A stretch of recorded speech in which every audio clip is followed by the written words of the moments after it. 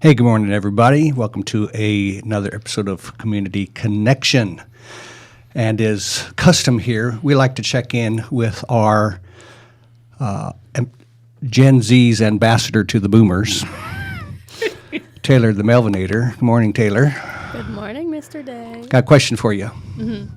Have you heard of the 80s? Indeed, I have. Indeed, I have. What do you know about the 80s? I know that a lot of good music came out in the 80s. Ooh. Mm-hmm. Yeah, okay. Name one. Gotcha. Here's something. Think about this.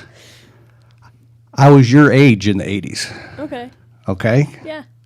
So, just give you some context there.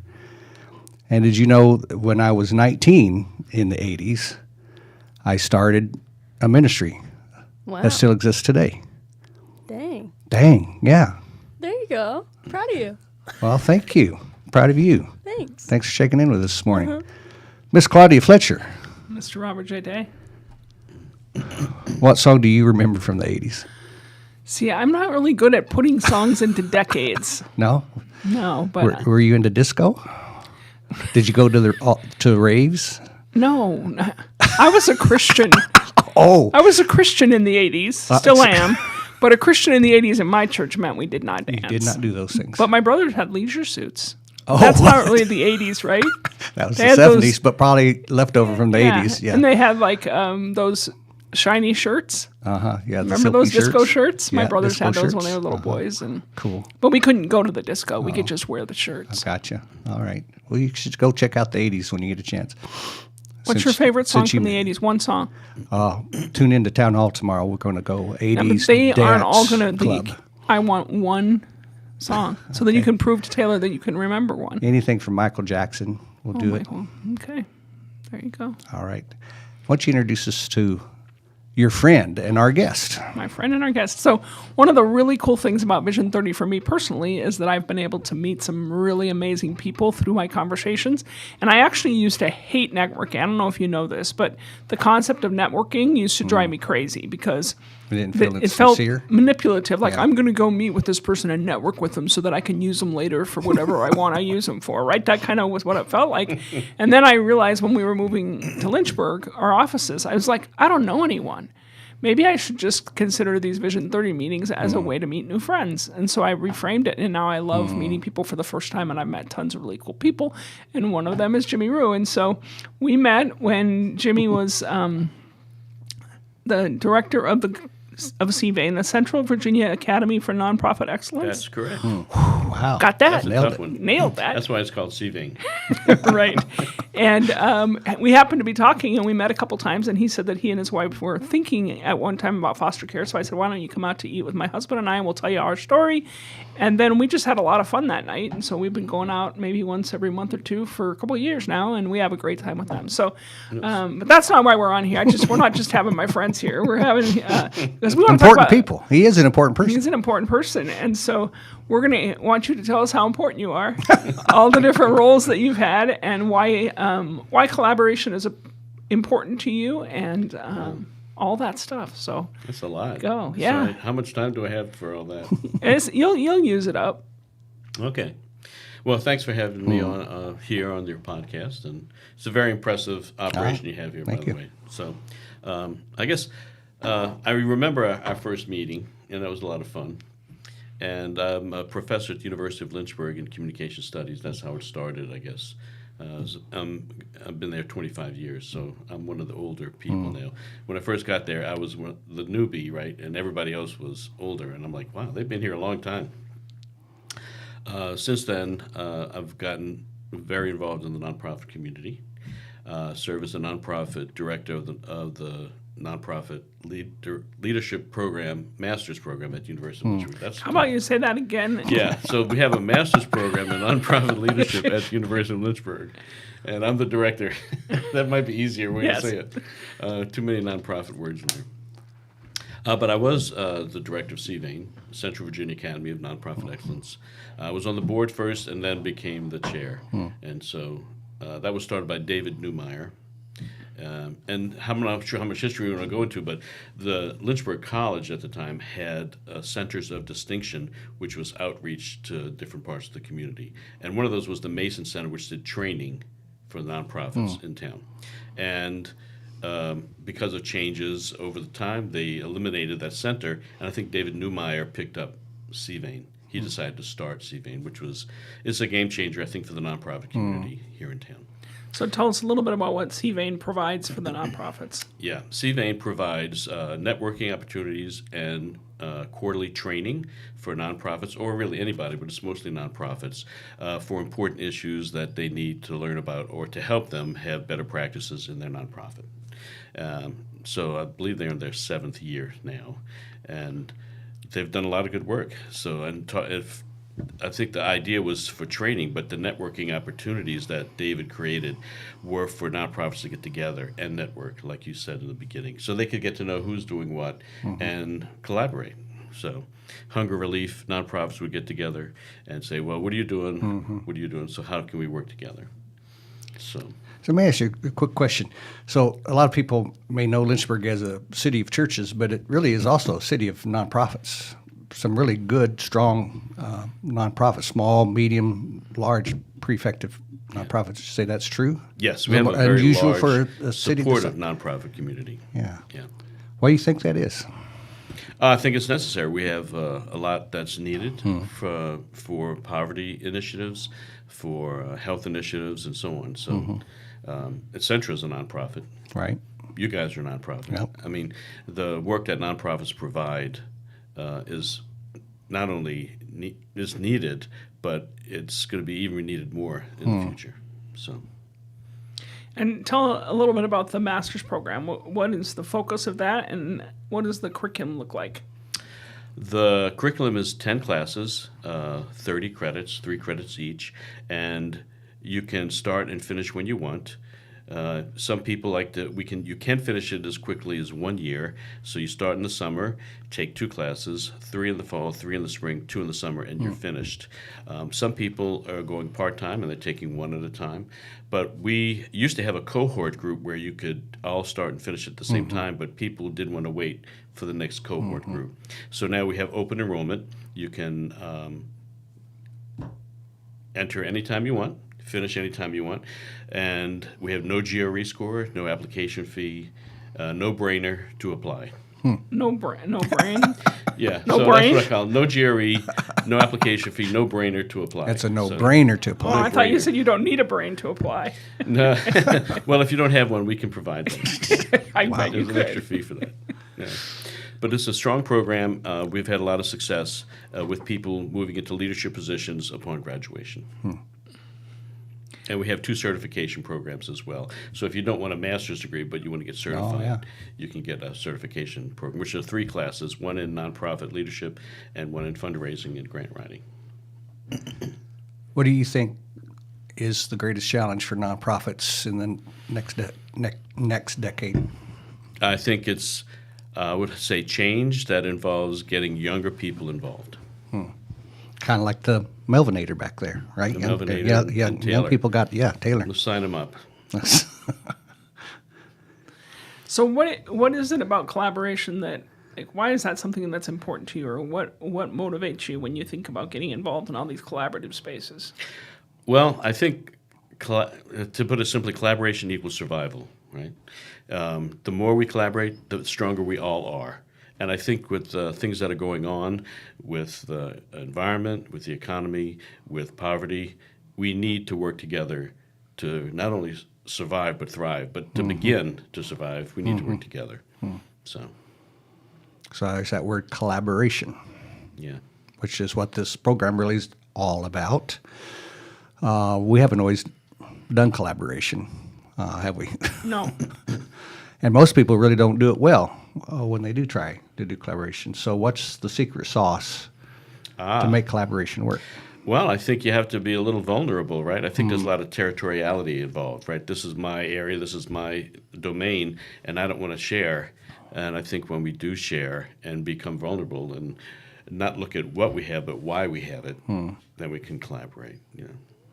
thing has also probably the starvation mentality of a lot of nonprofits, right? They're in the starvation cycle, right? So whatever resources they get, they've got to hang on to that because they don't know maybe when the next round of funding's coming in, et cetera. But that mentality actually leads further down that rabbit hole, doesn't it? Yeah. I found that as we've been more collaborative and willing to step into other people's space and share capacity, share resources, share the good news of what they're doing, that's not taking anything from us at all. Right. Yeah. But I think people are often skeptical of anybody who says, here, I want to give you something. I don't expect anything in return. I just want to give you this gift. Like when we bring people here and say, take your last 3 minutes to, look at the camera and ask for money and ask for volunteers. And people were like, well, what's their motive, right? Because it's not natural for people who have a goal and have a mission to recognize how important the other people in their community are to making their own mission happen, and that it has to be our mission, our vision as a community. It can't just be one person. I think back to when Bill Varner was here. He and Joan came up here, and you and I have had a conversation about Joan. Joan's been around a really long time. Yes. And an great incredible, community asset. yes, an incredible person. And when she and Bill were here, before he passed away, he said a couple of things that I thought were really interesting.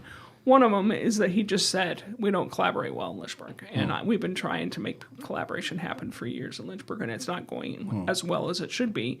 And he said part of that is because when people go to a meeting, they show up to find out what everybody else is doing, to make sure that they aren't taking my grant money when I get ready to apply, to take notes on what everybody's doing, but never to really take a step to do something with them. And then he said that his definition of collaboration is when both people are willing to do something different in order to work together, and that most people don't want change, right? We've already talked about change. And so if nobody's willing to change how they do things, then collaboration can't happen. Everybody has to be willing to make that change. And that's where I think one of the problems, at least, is how he saw it, he and Joan, to make that really happen. Well, another problem is ideology, right? We all have ways that we think, things that we believe, policies and practices that are near and dear to our heart, and stepping over to collaborate with somebody who doesn't think like we do or believe like we do or aren't excited about the same things we are. And so finding that space to say, you can be you and we can be us, but on this issue we agree, so let's work together. And that's why I think one of the reasons why it's really hard to say no to Vision 30s to the idea, right? Because 98% of the population believe that it's a good thing to take care of vulnerable kids. Yeah. And you don't want to meet the 2% that don't think that, right? And so it's a common ground where we can bring people together and say, if you believe in this vision, you belong here, regardless of all the things we disagree on. And it is a unifying vision because it is a space where 98% of the population agree that it's a good thing to do it. So it's not a hard sell to say, what's your place here? How can you make this happen? Because it's something we all agree it's important. I have a Bill Varner story. Oh, If you want to hear sure. it. So when I was director at CVAIN, Bill came up to me, and he would do the initial calendar year. So we'd have our first monthly meeting, and we'd invite whoever wanted to come. And he was just talking about the State of the Union address, kind of for Lynchburg, or the State of Lynchburg address. And he came to me after. He said, "Hey, I know you do training. If you want, you can use our room back there at United Way, and you could just use it for free." And I'm like, for free, because getting places that you'd have to pay for was difficult. I said, sure, let's we'll try it, And I said, you sure you don't want us to pay? Because CVAIN's quarterly training at that time was $25 for 3-hour training. You could learn grant writing, Wow. or interest, And he knew that, and he wanted to help. He said, yeah, just use the space. And so what that allowed us to do was to buy nice, really snacks for the people coming. So Important, really so good snacks. It was almost like we paid more for the snacks than they paid for the training. Wow. Right? And but it gave United Way exposure, and it helped promote CVAIN. Yeah. And it was a win-win. I know it's cliche, but it was a win-win for everybody. And Sure. And there's so many opportunities out there for win-wins. Yeah. If you just spend time listening to each other long enough, and like you said, being vulnerable and saying, "Man, we're lacking this, and you have it, and you're lacking this, and we have it. Let's let's provide that for each other, and it's a win-win. And then everybody does better work. Yeah. So, speaking of the days when we didn't collaborate well with others, let's watch a video that Liam says is from a long time ago. Back when he was in high school, A probably. whole other decade, from like 2016. This is one of our commercials. I'm interested to see this. All right.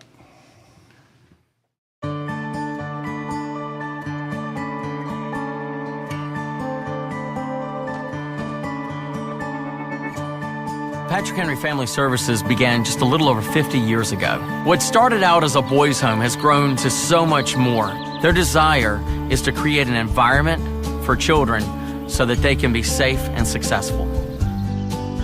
Every child needs to be loved and motivated. Those are the two basic needs of all children, but especially the children who come here. They need to be loved unconditionally, and they need to be motivated, as all children do. Patrick Henry has many outreach programs available today. I currently oversee 4 different ministries. We have Hat Creek Camps and Conferences here. We have our Patriot Sports, which is a developmental sports program for Patrick Henry. And we also have Unbridled Grace, which is our equestrian program. They all minister to the community and to our own residents, so we're very excited about that. A lot of these kids, they've never been to the great outdoors before. A lot of these children have not seen God's creation or been fishing or had a chance to go on a ropes course or even ride a horse. So we are blessed just to be able to offer these opportunities to these children, and we're looking forward to the future. Well, my first home was a group home. My second home was a foster home. And before I graduated from high school, I lived in 57 different places. So I understand the hurt and the pain. I'm personally passionate about that, as well as professionally passionate about it.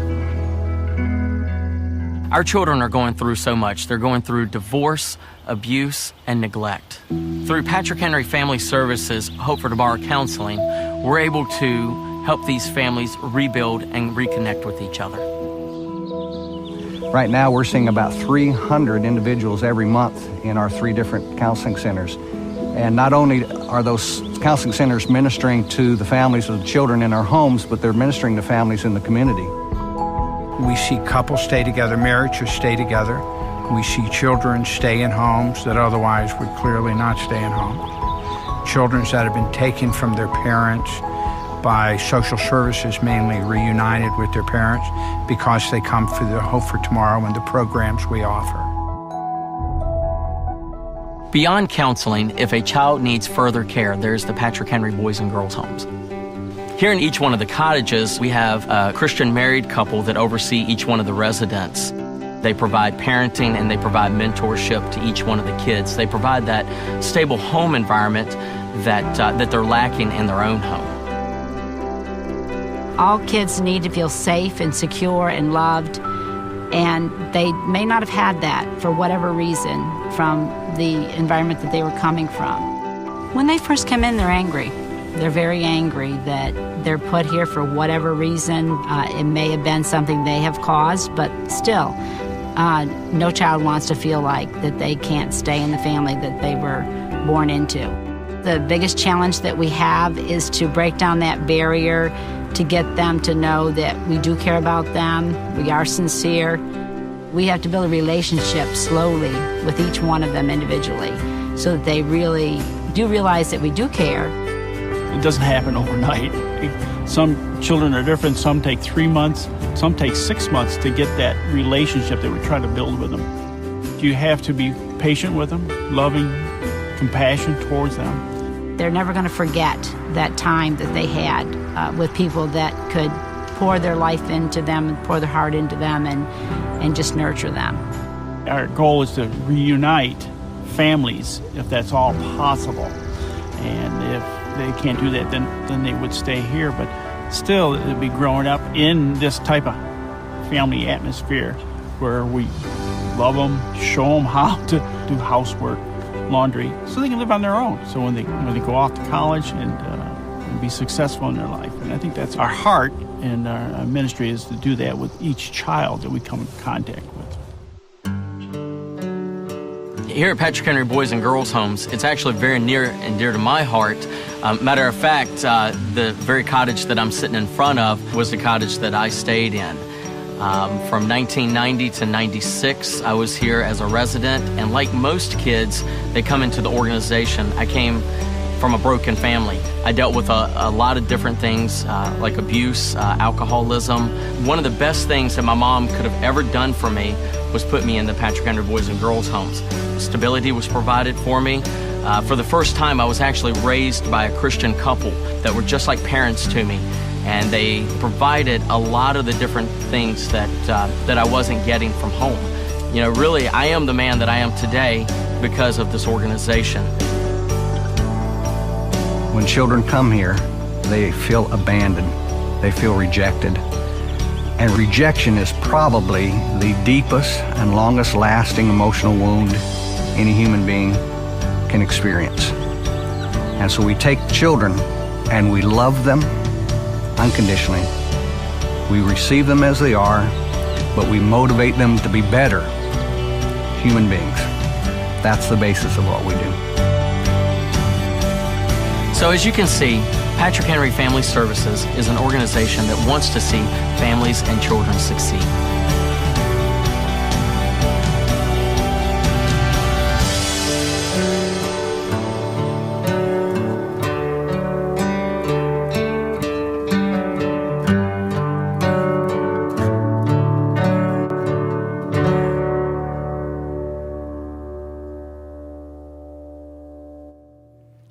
Wow, a lot of things changed, huh? Yeah, we could spend a whole half hour just talking about all could. the ways different things have changed since then. Biggest thing that's changed is that vision statement at the end defined all of that stuff that we were doing. And the vision statement now has changed. It's caused us to give up some of those things that we were doing and embrace new things. And one of those things is Vision 30 and collaboration, et cetera. So nonprofits really are driven by, right, their purpose, a mission, a vision. And if they define it well and stick to it, it really changes things. So why don't you bring this thing home with your friend Jimmy Rue and help us understand this thing we call nonprofit in space and what this means. So I thought it would be really fun to hear about Jimmy and his wife's nonprofit that they started, because I want us to see that every nonprofit begins with somebody's idea, and that everybody can do something. I mean, we don't have time today, but maybe some in the future we should hear about the nonprofit you started and how well that went at first and how well it's going now. That would be a great topic. But it all starts with somebody that has an idea.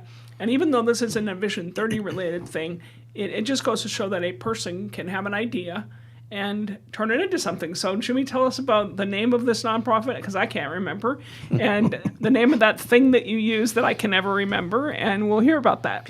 Sure, that was a great video, by the way. Oldie but a goodie. And you, Yes, I don't know, you always have the best videos. Every time I go to one of your Yeah, things. well, thank you. So the nonprofit that my wife and I started is Cycling Without Age Lynchburg. And I'd like to think it was original, but it's not. So it was started in Copenhagen by a guy named Ole Kassow, who had a trishaw or rickshaw, except the people sit in the front. And they're very popular in Copenhagen. And he just went to a retirement community and had a friend there and just took him out for a ride.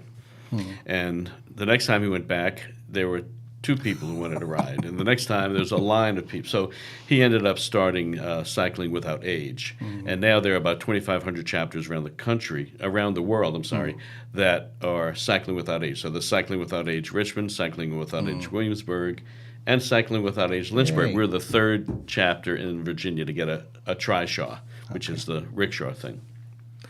So explain again exactly what a trishaw looks like. It's like a rickshaw with 3 wheels, except the passengers sit in the front and the driver sits in the back. We call But you're them not pilots. driving.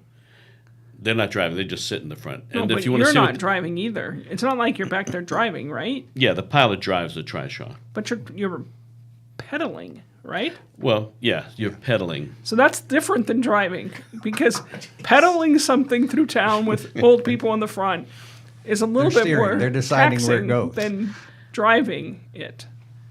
No. Just wanted to clarify. Okay, I'm glad you clarified because we want to make sure the audience knows that it's pedaling, not driving. It's important if you It want is, to ask yeah. for volunteers, because I ain't peddling no little people around town because I can't do You that. could. It's electrical assist, so you could get on there and you'd be Oh, fine. really? So yeah, you'd do That's fine. even better. Yeah. So But it is peddling, kind of. I think we should get you out there and. Okay, So off what track. nursing? Let's go let's back. bring it Bring it back. back, Bring bring back. it back. So what nursing homes are you guys? Oh, providing so this for? so our mission is to provide free Trishaw rides to the 50-plus community or those who aren't able to access the outdoors by bicycling. And so every Saturday we're at the Love Sign downtown Blackwater Creek, but you can sign up on our website, Cycling Without Age Lynchburg. So if you just Google Cycling Without Age Lynchburg, you'll get our website, and you can sign up to be a passenger. And you can pick the times and dates you want to be or get a ride, or you can sign up to be a pilot, driver, peddler, and but that's on Saturdays. So one Friday a month we are collaborating with Westminster Canterbury, and another Friday a month we're collaborating with the Summit, and another Friday with Parks and Rec. They arrange our rides. We're also going to be with Runkin Pratt a first time this on their Grandparents' Day in August, coming up on a Sunday. So What I like about this is not only that it's providing something for senior saints among us or those who don't have maybe the physical capacity to get out and do something, but there's got to be almost a relationship kind of thing happening there, right? There's some socialization happening, which is important for this population, right? And I imagine if you get some younger pilots out there, that there could be some intergenerational conversations happening there. yeah, so without a doubt, it's the perfect world because you can get exercise and relationships at the same time. So the pilot peddler is behind the people, and if they want to talk and share, they do. Sometimes we have people sign up and they just want to have an outing and talk to themselves, right? And that's perfectly fine. But you'd be amazed at how many people have never been on the Blackwater Creek Trail, have never been on a bike, or seen the Percival's Island. And so we provided that opportunity, and it's just a lot of fun. So I'd like to, it's just fun. It's a great time. And do we have time for just Yeah. a couple quick steps? So what did you have to do when you heard about this thing and you wanted to create your own chapter? What were the steps that you had to take to make that happen? So we contacted the Copenhagen office, Cycling Without Age, and they have a whole program because they realized it was taking off, and they have a whole program where you can be a partner. You have to partner with them first, and then there's a website, some things you have to go through, and some people become 501c3 approved, and we did. So any donations are Tax deductible. tax exempt.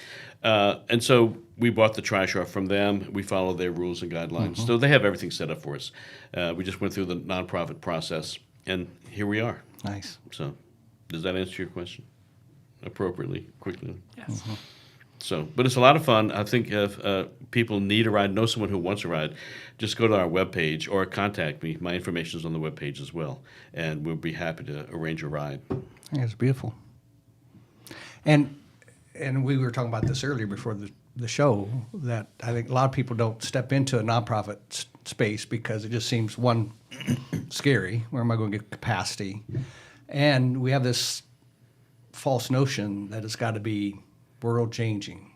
It's got to shake the world. It's got to be grandiose and big, and it doesn't have to be. It can be. It's a big deal to those who are receiving the services, right? And with a little bit of effort, some collaboration, right? Some checking, the kind of the pride thing or the whatever that causes you to think I got to do something really big, and just say, I like that. I can do that. Let's make it happen. And that's where I think when we look at Vision 30 and everybody's out there and we talk about what's your place at the river, and everybody can do that one thing. Yeah, whether it's one thing. Whether it's connect with one family, whether it's start one small program, whether it's join another program and serve once a week or once a month. Everybody has that one thing. And if we could get everybody to do that one thing, everybody who's not in crisis and in poverty, if we could get everybody to do one thing, it would solve the problem, and Vision 30 would happen. So I've said this before, is the vision like Vision 30, right, to see every child with a thriving family, to see them safe, their family strong. You can't do it wholesale. It's got to be done retail. And wholesale is this idea that it's like the difference between saying I'm going to end poverty versus I'm going to help a poor person, Right. right? So when you think, how am I going to end poverty? Too big. But I can help my poor neighbor. That's the retail work, right? One person at a time, one family at a time, one neighborhood at a time, one community at a time. And that's what it's got to take. It can be big with this big goal that, well, I'd love to end poverty. But there's no amount of money, there's no policy, there's no magic pill that's going to fix this. But I can step across the street and say, ma'am, do you have something that I can help you with today? And it may be that you have to go across the highway, Or across the highway. not across the street. Yeah. Yeah. What's wrong going across the street? Did I miss something? Well, the point is that a lot of people live in neighbors where there are Yes. not poor people across the street. Well, If they go you're right, across right. the street, they're going to find somebody who's in a garage that they shut the door on that they don't even know that may wave at you when you take a walk in the morning. Mm-hmm. If I go across the street in my neighborhood, I'm not going to find anybody in poverty. I'm going to have to get in the car and drive a ways to find somebody. So that's why I was saying you can't. Not everybody can just walk across the street and help the family across the street because across the street, nobody needs any help. That's a good point. But we could give them a trishaw ride across the street if they There needed you it. go. That's a good way to wrap That's this to let up. us Jimmy, know. thank you for bringing that back in. Got to corral you two. Yes. Somebody does. Well, I can see why you guys are friends. I can see why you like this guy over here. He's a good guy. I don't know if our viewers can tell, but he's wearing a ponytail. It's just the coolest thing. Oh God. Can you do a profile? I can. Jimmy. There you Oh, go. I can't believe you made him do that. He doesn't seem to be embarrassed about that. I wouldn't think he's embarrassed by it. No, I think it's an awesome thing. Actually, that's not my original idea. Another guy at University of Lynchburg was donating his hair, and I was like, that's a good idea. And so when COVID came, we couldn't get a haircut. I just let it grow, and I donated once. Did you? So now I'm getting ready to donate for the second time. I didn't know that. See, that's I even didn't know tying that into doing good right here. Yeah, Awesome. it's fun. I always wanted to do it. So Well, thanks for joining us today, Jimmy. thank you for having me. Thanks for all the good work Patrick Henry Family Services does. And another good thing you're doing is you're being friends to her, which is very helpful. Somebody has to be. Yes. So thank you for that service to the community. I think we're past time. Friends of Claudia, a new yes, nonprofit. it's good seeing you, and we'll see you next week on Community Connection. Nobody gets to choose their family. If a person is fortunate enough to be born into a healthy family, then life can be much like floating down a smooth, gentle river in the summertime. But an unhealthy family is like a dangerous river, filled with rocks, debris, and fast-moving water. This river swiftly leads to the steep waterfall of adulthood, tragically forming a new river of dysfunction. Even if you aren't born into an unhealthy river, there are many streams that cause a person to get there. But there is only one way to get out, and that is through a meaningful relationship. Across our region, there are many agencies, churches, and families who are devoted to helping children escape from unhealthy rivers. Some feel their role is to wade in and rescue children. They foster, adopt, or provide safe families. Others stand by the river and support the rescuers by providing what they need. Still, others are upstream and stand in the gap to keep children from ending up in the negative situations. At Patrick Henry Family Services, we see ourselves as having an additional role. We are running up and down the shores of the unhealthy river, screaming, "Can't you see the children in the water? You have to do something." Vision 30 is a 10-year initiative. By 2030, we envision a region where all children are safe in their own family, or with caregivers who are supported by a local faith community. So, where do you stand at the river? Are you upstream, keeping families together and strong by standing in the gap? Are you in the river, directly impacting children? Are you on the shore, providing support for the brave folks who have entered the river? Or are you just passing by without noticing? No matter who you are, come down to the river with us. Let us help you find your place. Not only will lives be changed, but you will never be the same.